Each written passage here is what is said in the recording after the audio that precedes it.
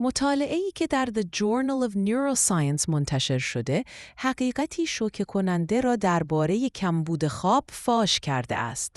مغز در نبود خواب کافی شروع به خوردن سلول‌های سالم خودش می‌کند.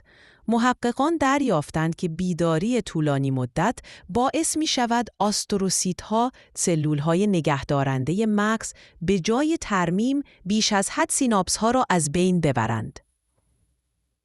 در همین حال، میکروگلیاها، سلولهای ایمنی مغز، به حالت بیش‌فعال و التهابی می‌روند، حالتی که مستقیماً با تخریب سلولی مرتبط است.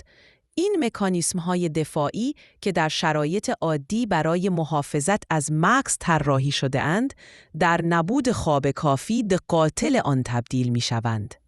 خواب فقط برای تجدید انرژی نیست، یک سپر حیاتی برای حفظ عملکرد مغز و جلوگیری از فروپاشی آن است.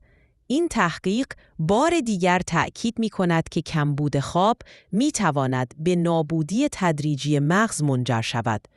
پس اگر به مغزتان اهمیت می‌دهید، خواب را دست کم نگیرید.